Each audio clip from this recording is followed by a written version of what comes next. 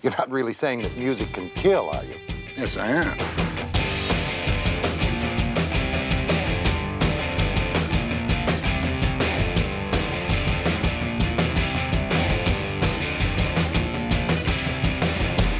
Music can be a very powerful thing. Nothing galvanizes the emotions as quickly. Hello, Katie's. We are going to have a real good time together. We are talking with Mad Tab, a really fun band out of LA-ish area, and they're the first band on the new label founded by Norwood from Fishbone, and it's a lovely conversation. We'll have that in a second. But this New York Times list of the 30 greatest living American songwriters.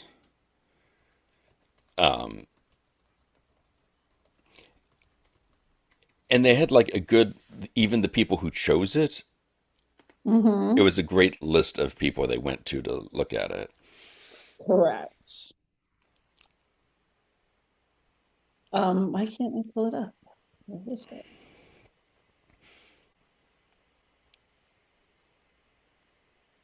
So the first one, and I don't know the order with which they put these together. Right. I don't know if it's in random order or if it's Right. But like opening up with Nile Rodgers is the first yeah, one you see, like no notes, great idea. right. Then Lucinda Williams, again, perfect. And looking over this list, all it did was make me think of other American songwriters. And every time I was like, oh, but they died. Right. Well, and that was what they kept saying. And like there's a lot of arguments over certain people who didn't make it to the list and sort of why they didn't, which kind of makes sense. I mean, Stevie Wonder, again, I how mean, can you you can't. You just can't. Jay-Z, I think you could argue with, but I think, But I get it, yep, makes sense. you know. I really like when they did the podcast, I literally challenge anyone, whether you cannot stand Taylor Swift, whether you love Taylor Swift, whether you don't get her, if you listen to this interview with her, it is undeniable to understand how smart she is, how talented she is, because the conversation is so, she breaks down into like so many elements of like some of the songs she's written and why she wrote them and what her thoughts, and it's just so smart. Yeah, and all of her songs are so well crafted. They are, but people still tend to go, no, I don't like her. But But I think even when you see the folks who made the list clearly got like, oh no, she deserves to be on there. Totally. Same thing with Lionel Richie, putting him on Missy Elliott. I don't know as much of her stuff, but I would not argue. Right. Dolly Parton, Yes. of course. Paul Simon, yes. Young Thug, again, I don't know as well. Diane Warren, kind of hysterical, but yes. Yes. I'm kind of necessary. Yes. Josh Osborne, Brandy Clark, and Shane McAnally, again, country songwriters. I don't know their work. So much of this. Fiona Apple, there you go. I think that would fit. Yep. Babyface makes sense. I'm assuming, I'm trying to remember now. Stephen Merritt from Magnetic Fields makes sense. Romeo Santos makes sense. Carole King, well, duh. Right. I mean, clearly. Outkast, Yep. Mariah Carey. I mean, that one's a little arguable for me. Oh no, I have zero doubt. I mean, all the stuff that's on her, she could have just written "All I Want for Christmas Is You," and she should be on this list. I mean, all right. And And of that's course, love, ignoring. like Vision of Love and all that. But I don't know. I feel like there might be someone I still would put ahead of her. I'm not anti Mariah Carey at Right, all. I don't know that I feel like she should be on it. right. Willie Nelson, yes. Kendrick Lamar, yes. Valerie Simpson, Yeah, yes. friend of Friend of Nikki. I mean, Bob. That's just sort of the like. I'm assuming just everybody wrote that across the top of the ballot, and then went probably from there. Lana Del Rey. Lana Del Rey, I sure, mean, makes Jimmy Jam sense. and Trey Lewis. Come on now, Right. amazing. The Dream, yeah. I mean, Jimmy, and then yes, Bad Bunny, Hmm. and part of it was, and then Springsteen, yes. I feel like part of this was just this constant, like, oh, what about, and then going, oh, they died. Right, So many of them. You're like, well, print, oh, uh, Quincy, oh, right. Smokey Robinson. I mean, Yep. for sure. I mean, It, who else can you think of that should go on the list? it's funny because so many of them, I same to your point, I go up British, up Australian. Mm-hmm. I mean, what about the Buckingham Nicks scenario? They would be good. I think Randy Newman could go on there. Human could go there. Yeah, I think one or both of any of those could go on there. Arguably. I'm Mm-hmm. actually surprised Stevie's not on there. That's true.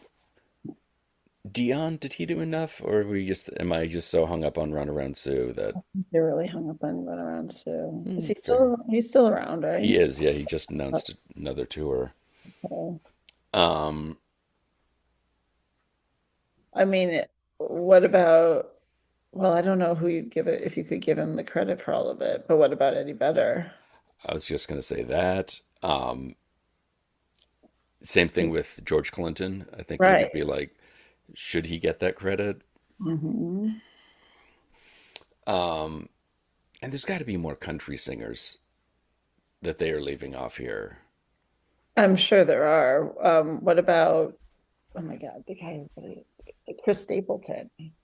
Yeah, or Chris Gaines.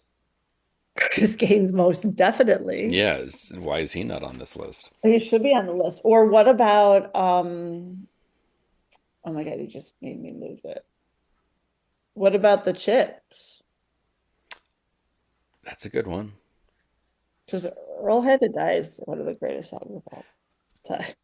And because the other thing too is like it looks like they're kind of judging longevity too, of like Correct. how long were they did they write all this stuff? What's the span Right. of time? So it's sort of like Smokey Robinson. It's a little more like yes, but I feel like Well, his window was smaller than Stevie Wonder's, for for example.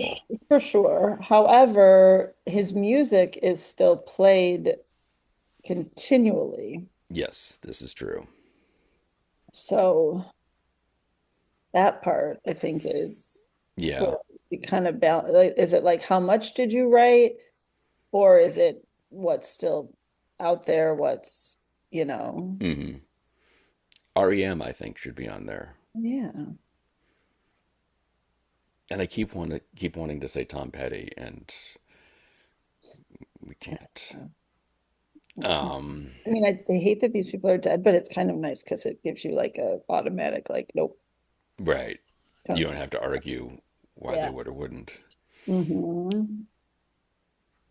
Everybody was calling Billy Joel schmaltzy on the.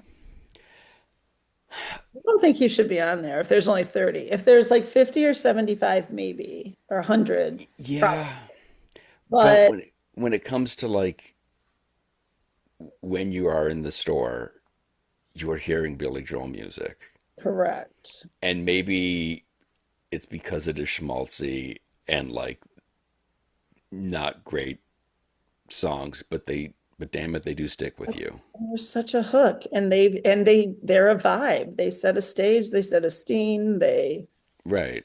feel what you're supposed to feel. Like, I think he is a great deliverer of an emotional experience for an audience for a listener. Right. And I think Although, that makes you a good songwriter. yes, and as much as any one person hates this list, you know who hates it the most? Who? Mike Love. Oh, for sure. He's throwing that stupid hat across the room.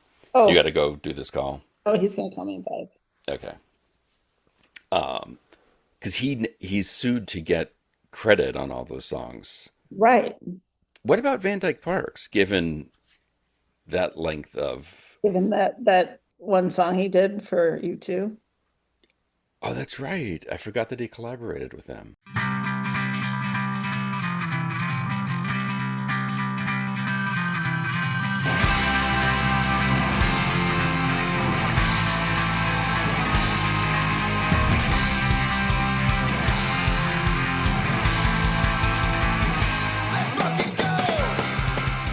So this record, in one of the press releases or an interview I read, they said that this was kind of a turning point for you guys. That it's the first album in, is it 4 years? Or you spent 4 years doing it, to putting it together. How stressful was that? Um, so we do a lot of things like probably the wrong way. Hmm. And you know, because we don't have a label or anyone throwing us money or any sort of wealthy support that would just give us the time to go into a studio and just work with someone. So for years we've been kind of just getting favors and coming up with, like this one time, do you know Ronnie King? You may have heard of him. He's a prolific keyboard player. He's been on Tupac records and Rancid and all kinds of stuff. Grab a And he's drink. also I'll be right back. and he's also kind of a producer. Anyways, we paid him with like old drum equipment that we had just to like just to record something for a weekend, and I don't even know where that 5 song demo is. Mm. Um, but anyways, like that's kind of how things have been going, and I think my mentality in the past was um just like very immature. I just like thought that somebody was gonna hook it up and I didn't have to do any work except write songs. And I've come to realize that I need to like we all need to like save money and take the time to like make demos and uh and then get the right players and find the right studio and like spend the money to do it right. And so that's kind of what happened in the last like I don't know 4 years. I think that was a um big part of it, though, like finding the right players. Mm. yeah, yeah, because we made demos and didn't really have a rhythm section at that point. Our previous one was just gone for various reasons. um and and we wanted to do more of the punk stuff because we write a lot of that, not just the rock steady ska stuff. And so we made the demos, and then I was able to kind of like shop that around a little bit, and just find the right people. And um we ended up finding the right guys, pretty quick. The bass player was one of my best friends growing up. I randomly that I've completely lost touch with, and I ran into him at a show, like one of these like all ages outdoor at the beach shows that they have in Huntington, and he was there with his kids. I was there with my kid. I haven't seen him in like 15 years, and we just like were talking, and then we were just talking a bunch after that, through text and stuff like that. And at that time, our bass player was gone, and that guy that I saw again after 15 years, he's a guitar player, and pretty strictly a reggae guitar player, uh, which is funny. But we were both in bands in like middle school that were just punk bands, And so he definitely has like those roots. After a couple of days of talking, I was like, "Hey, do you want to like be in our band?" And you wouldn't be playing guitar, you'd be playing bass, and we're not doing any more of our reggae stuff.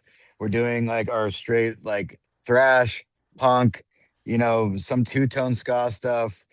And he was like, "Yeah, I'm down." And then his wife hit me up and was like, "Please let him be in your band. He needs to do he needs to I'll he say needs to do something." Give And him I was this like, win.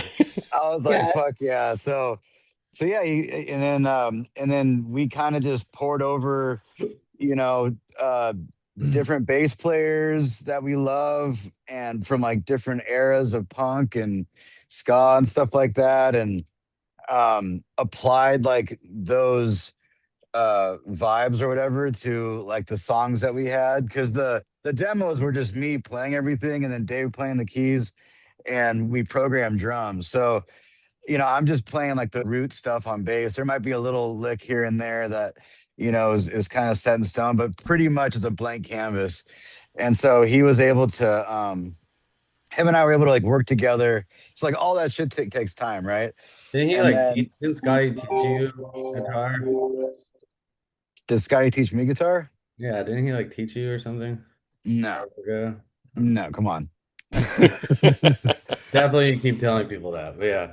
If anything, if anything, I taught him how to do like reggae skanks and Yeah. ska upstrokes and He was in the band at one point, like many, many years ago. right, which is I so funny. remember We him forgot about. leaving and being like, I play strictly roots. I'm It was like, funny. There's a man. picture. There's a picture we found where like we're all getting down and Scotty's bass is like up here and he's playing with his fingers. The Bill Wyman kind of, yeah. Yeah. It's funny. But yeah, Uh, so and then Dave, at some the point where drummer. you, oh, sorry, Go go ahead. ahead. No, go ahead. Go ahead. I was gonna say, Dave, did you, when in the process did you turn to this new bassist and just go, you're not playing two tone anymore? Like we're doing this thing. I mean, we didn't really have to, I think that Scotty kind of is the perfect missing piece, honestly. Like we've all been friends for a really long time and sort of like think musically the same, like have that same kind of chemistry and stuff. And you know, Graham and I have known each other since about eighth grade, and I've known Scotty since high school, and like so it's like finishing your friend's sentence kind of thing. Hmm. And I think that there's been so many years that have gone by that it doesn't really matter as far as like what you're playing. I think he just wanted to play, And then with trying different drummers, that was a little bit of a challenge, and I think maybe not super surprising, but a little bit surprising to us to come to the conclusion that like, man, like although it's punk rock, like it's very technical and people are having trouble with this. And then Rob, we gave Rob like one of the most technical, fast, and complicated tracks that we The have most, on this upcoming record. yeah, the most It's ridiculous track. ridiculous. Yeah, and then he returned it like pretty much flawless. And Graham and I were like, dude, no way. Like, okay, well, like he's the guy. And at Yeah. this And time, he was living in Pahrump, Nevada. He's a Long Beach local, but he was living in Nevada, like 4.5 hours away, like on a border town, and would commute because he's like he's a multi instrumentalist. He plays bass in a lot of bands. He plays drums in a lot of bands. And he's like we were in like a little reggae thing with him before, like where he would just kind of sub in. And I just thought he was like a reggae guy, and I like looked at his page, and he was playing in this hardcore band, and I was like, oh, he can play. And like the music of the hardcore band he was in was like pretty straightforward, and I was like, okay, well he can do it. I'm listening to his kick patterns, like And then I sent him like that crazy track that's it'll be on the record. Um, and he sent it back, and I was like, holy shit, he can like play to all this crazy stuff. And if he can play to that, and do reggae, that means his like spectrum is, perfect. So eventually he moved back out here to Long Beach. We're in Huntington, so he's just like 15 minutes away. Mhm. And and then actually what happened was I sent him the demos, and then he tracked he's also an engineer, and so he tracked drums at his house, like in a bedroom, and sent us, and I would go back and forth with him with like what was right and all that kind of stuff, and like challenging him to try other things or whatever, and then eventually he would send us the stems of those sessions, and we used those to go into the studio in San Clemente at Tubetown, and uh put the songs put the songs together that way. um and yeah, I mean, the whole thing, just it's been like 3 years. So we're in our third year. I think July, 4th of July will be the third year, uh of us like playing live together. um I think, right, Dave? Or is that fourth year? No, it's the third year. Yeah, Yeah.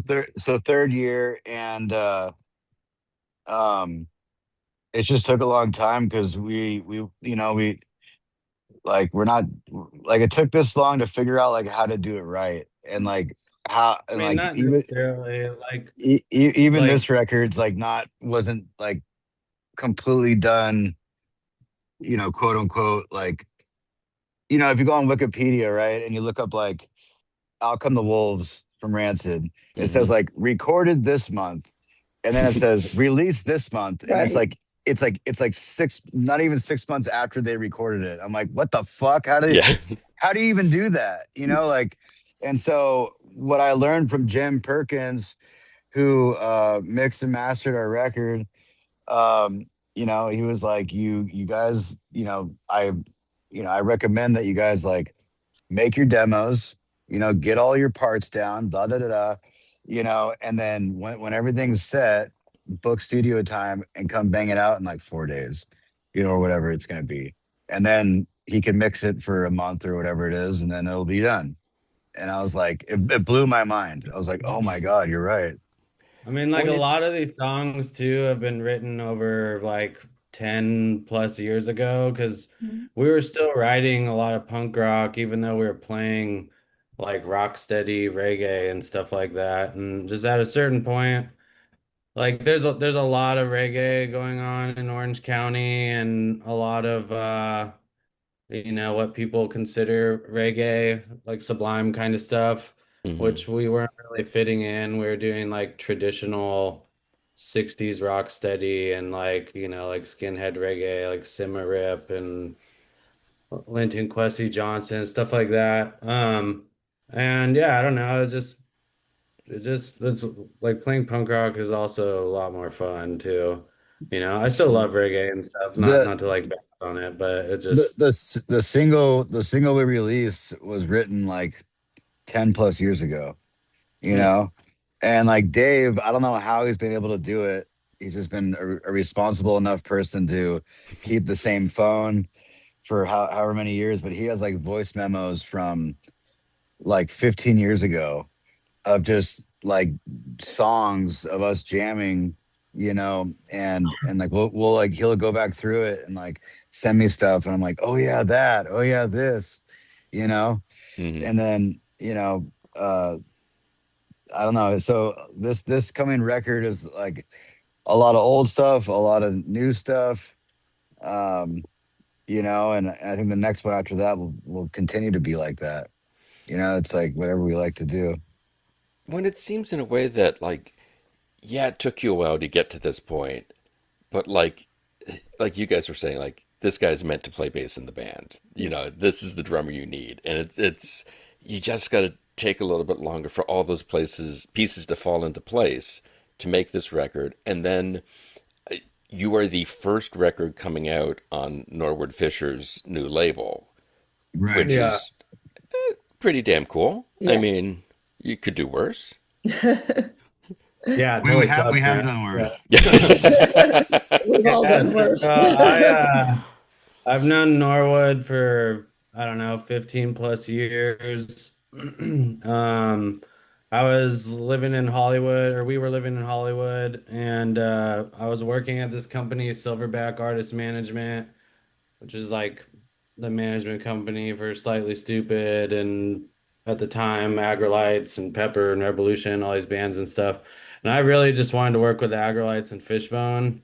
I liked all the other bands too, but that was more like my jam. And last minute, the tour manager for Fishbone dropped out, and they're like, "Hey, we need somebody to go on the road, and like you got to go on the road." And I'm like, "Okay, like when are we doing this?" They're like, "Tomorrow."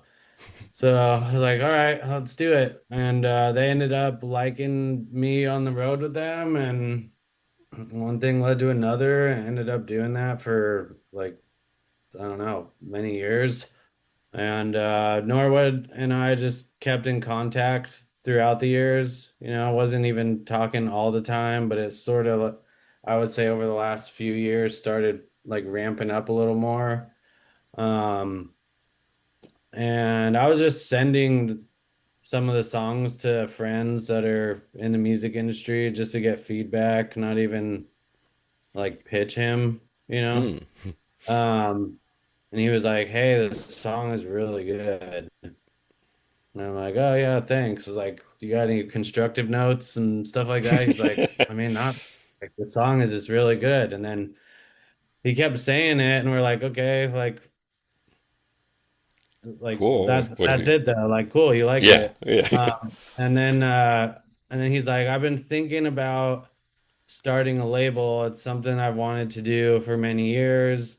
And yeah, like over time, the conversation just like led to where it's at now, and I'm pumped to have him on our side and someone that's definitely maneuvered both the good and bad aspects of the music industry and had like a very full career in it, someone that's also very like influential for like the Southern California music scene as a whole.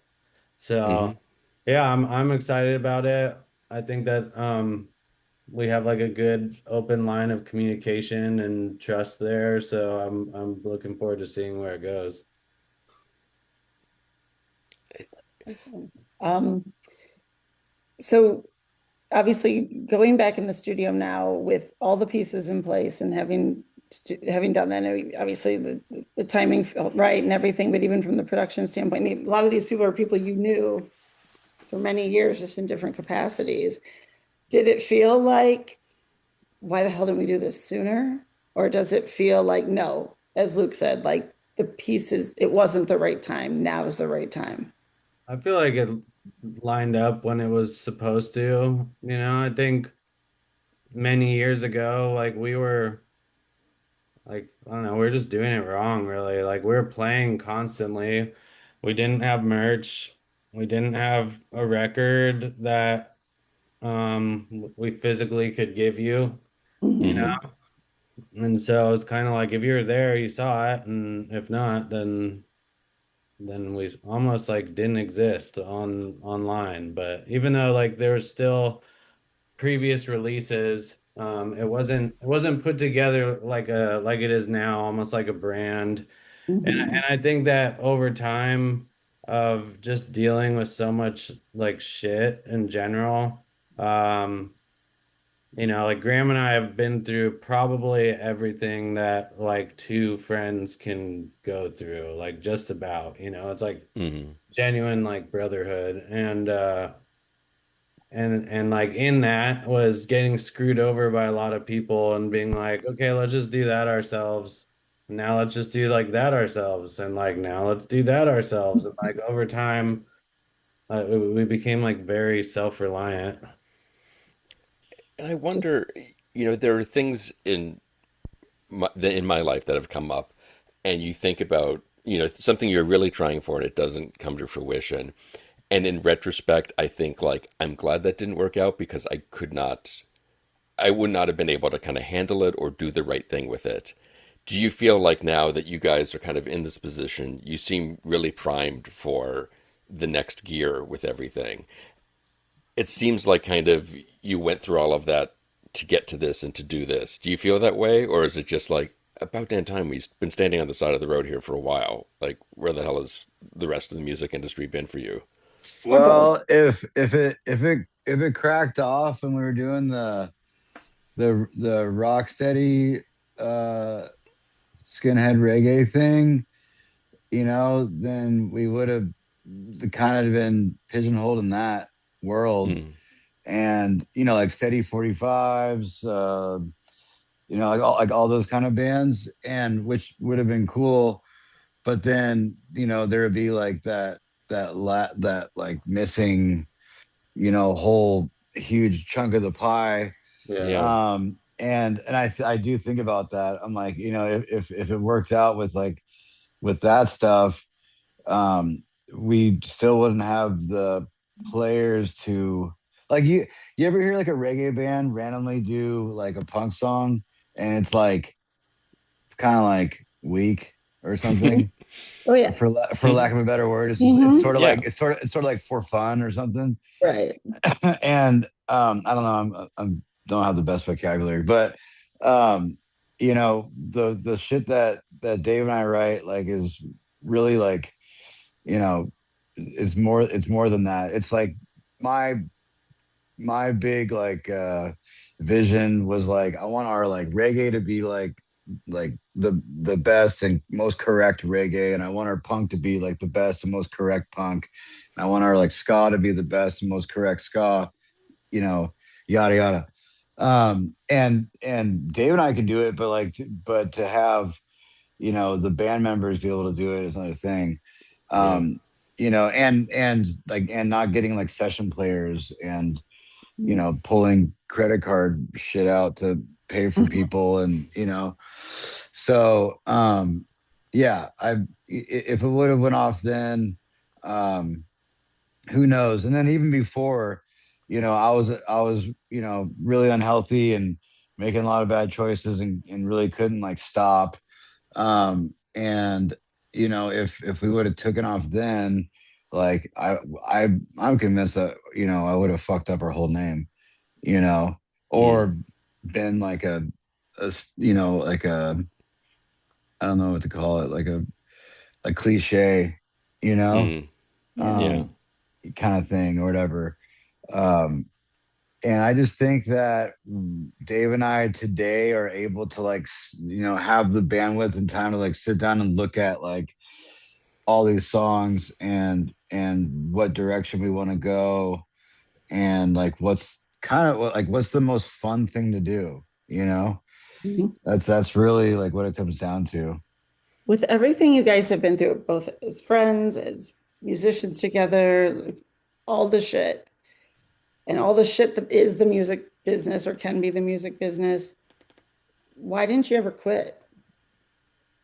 It's funny, I don't we got know. we got this like this like I like have to do it. magazine interview thing that had a similar question.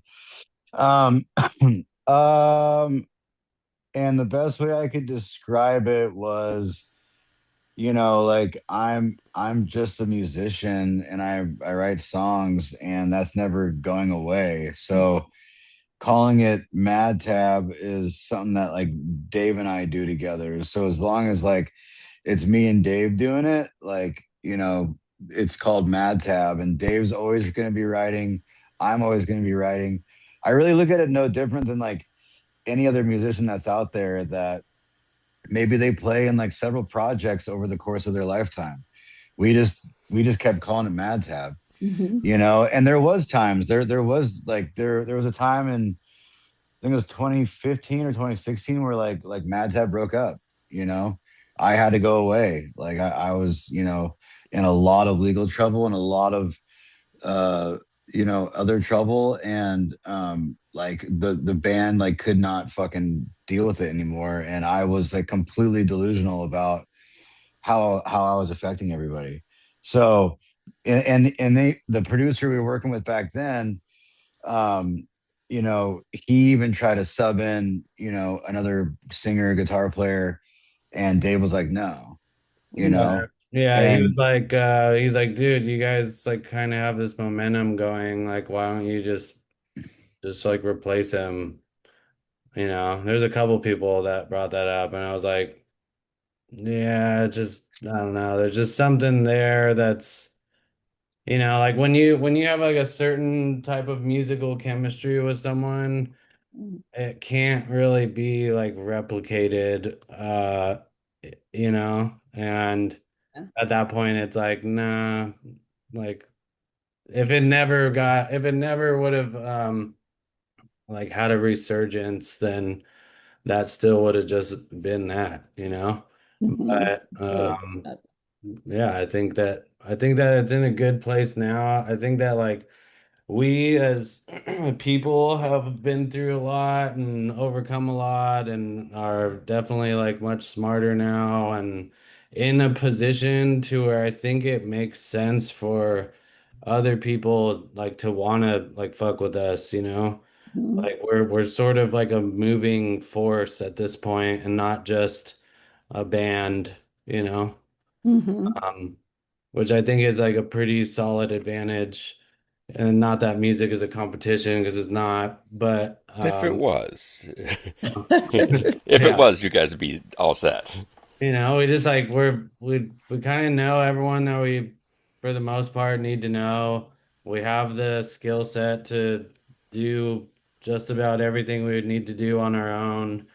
And there's no shortage of songs, that's for sure. They're just like that's partially why this is a full record that we're gonna be dropping to the 17 track ones. Hmm. I don't know that we're gonna really be doing the EP thing. Like a lot of people are just doing EPs and singles and stuff like that. And I think we have so many that they would just turn into this huge back catalog.